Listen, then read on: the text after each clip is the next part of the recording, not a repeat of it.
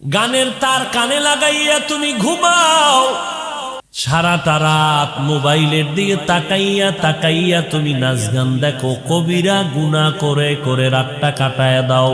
আল্লাহ না করুন আজরাইল যদি আল্লাহ পাঠায় দেয় আর এসে যদি দেখে তোমার কানে গানের আওয়াজ চলতেছে, সামনে মোবাইলে নাচ গান, আজরাইল আসার পর তুমি মুসলমান, তুমি আল্লাহ মানো, নবী মানো, জান্নাত মানো, জাহান্নাম মানো, আল্লাহর কোরআন মানো, তোমাকে বুঝাইতে তো আমার বেশি বয়ান লাগে না।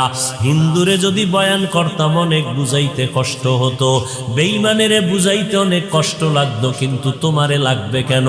তুমি তো আল্লাহ মানো, নবী মানো, কোরআন মানো, হাদিস মানো, কাবা মানো, আল্লাহ মানো, নবী মানো, জান্নাত মানো, জাহান্নাম মানো, তোমাকে কেন বুঝাইতে কষ্ট হবে?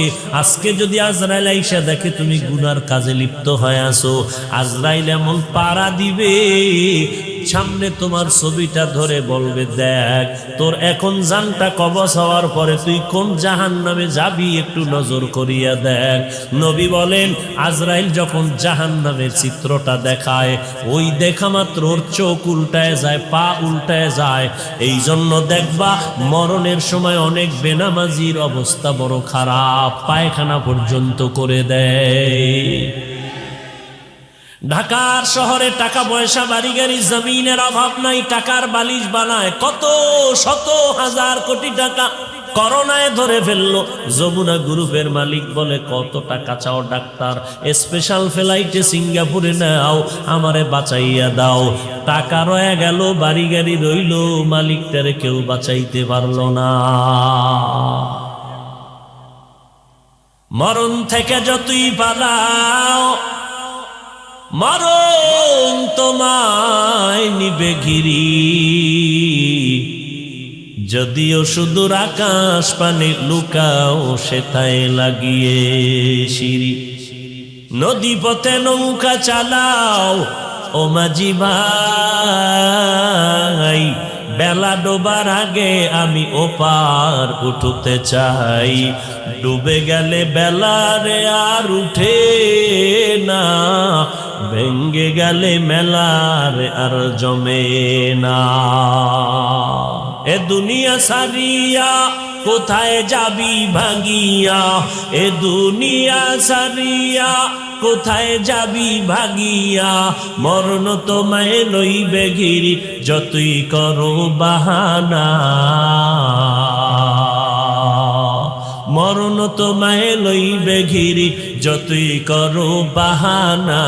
চিন্তা করে দেখো না কবরে কি যাইবা না, চিন্তা করে দেখো না কবরে কি যাইবা না। যেই কবরে আল্লাহ সারা বন্ধু কেহ থাকবে না, যেই কবরে আল্লাহ সারা বন্ধু কেহ থাকবে না, চিন্তা করে দেখো না কবরে কি যাইবা না, চিন্তা করে দেখো না কবরে কি যাইবা না। দিলে ভরা অহংকার চিনো না আজ খোদার ঘর, দিলে ভরা অহংকার চিনো না আজ খোদার ঘর, নামাজের লাগিয়া কি তোর মোটেও মায়া লাগে না,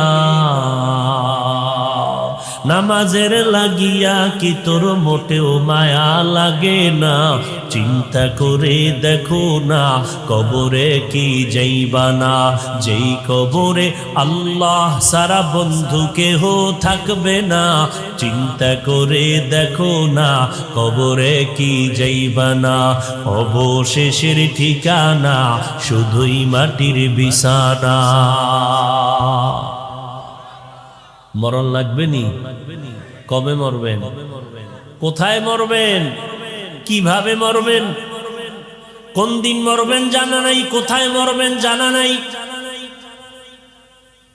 যুবক মায়ের থেকে আধা ঘন্টার টাইম নিয়ে বলে, আম্মা জান একটু যাই, আমি 1 ঘন্টার মধ্যে চলে আসবো, বাজারে যাই, একটু বন্ধুর সাথে আমার আলাপ আছে।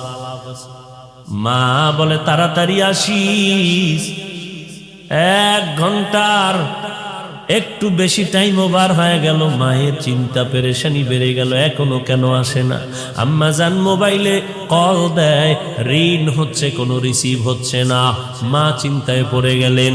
ঠিক আধা ঘন্টা পরে আর একজনে মোবাইলটা রিসিভ করে বলে, এই মোবাইলওয়ালা সন্তান আর জমিনে জিন্দা নাই। এবার সন্তান বাড়িতে আসছে ঠিকই, তবে জিন্দা আসে নাই, লাশ হইয়া আসছে মায়ের কাছে। ও যুবকেরা, কয়দিন আর বাঁচবারে বাবা? তুমিও মুসলমান, আমিও মুসলমান। তুমি যে আল্লাহ মানো, আমিও সে আল্লাহর গোলাম। তুমি যেই নবীর উম্মত, আমিও সেই নবীর উম্মত। তোমার আল্লাহ আমার আল্লাহ এক, তোমার নবী আমার নবী এক, তোমার ধর্ম আমার ধর্ম এক, তোমার কোরআন আমার কোরআন এক, তোমার কাবা আমার কাবা এক। তুমি আমি দুনিয়াতে আসছিও এক, যাবার যেদিন যাব সেদিনও সিস্টেম সবার এক। তোমারও 3টা কাফন হবে, আমি বান্দাকেও 3টা কাফনের প্যাকেট বানাবে। তোমার আমার কবরের সাইজও হবে এক, কবরের মধ্যে প্রশ্ন 3টা করবে, সবার বেলায় তাও এক। কিন্তু বুঝি না রে বাবা, তোমারে পায়ে দইরা দইরা বয়ান করার পরও কেন নামাজ পড়ো না?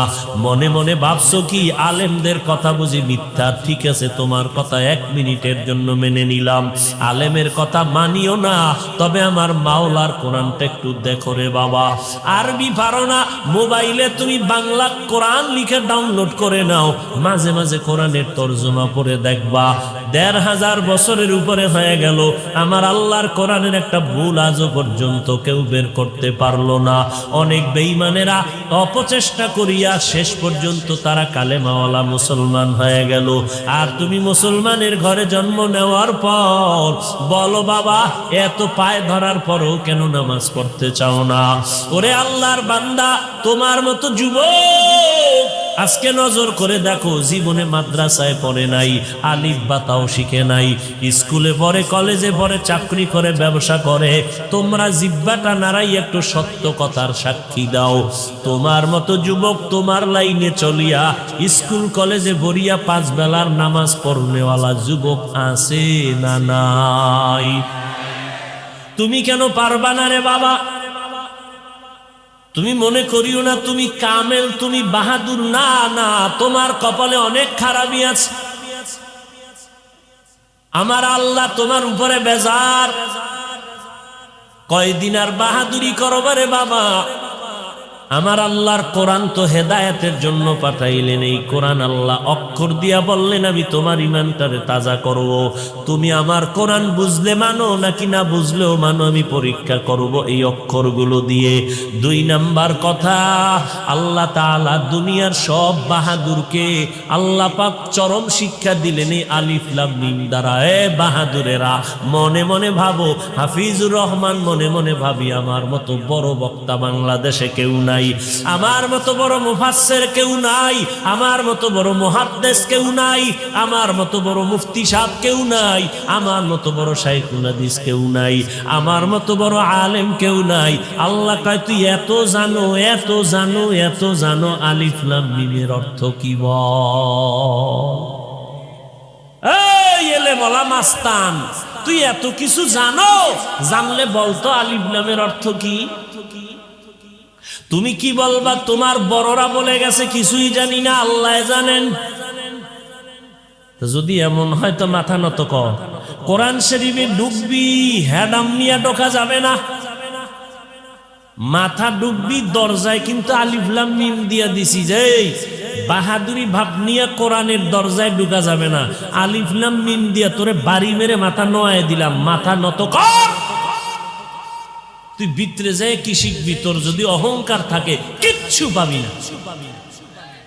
অহংকার দমন করবি, আর যদি অহংকারী ভাব দেখাও তা আগে আলিফ লামের তর্জমা করে ভিতরে ঢুক। আল্লাহ কয়, যত পারো, যত পারো, যত জানো, সব পারা আর জানা আলিফ লামের সামনে ব্রেক হয়ে গেছে। সব ব্রেক করে দিলেন, অহংকারীদের অহংকারকে দুমড়ে মুচড়ে দিলেন। মাথা নত করবি না, আলিফ লাম মিম দিয়া নত করাইলাম, এরপরে কোরআনে ডুববি, বিনয়ী হইয়া কিছু পাবি। বুক ফুলে ডুববি, কিচ্ছু পাবি। ধ্বংস তোর দুনিয়াও, ধ্বংস তোর আখেরাতও। ঠিকই যারা বাহাদুরি করে এলেম নিয়ে, আমি অনেক কিছু জানি। আমি সেদিন পটিয়া চট্টগ্রাম মাদ্রাসার বয়ানে বলেছিলাম যে দুনিয়ার মানুষেরা যোগ্যতা যাচাই করিয়া সম্মানের চেয়ার দেয়। কথা ঠিক নেই? যোগ্যতা দেখা চেয়ার দেয়। আর আমার মাওলা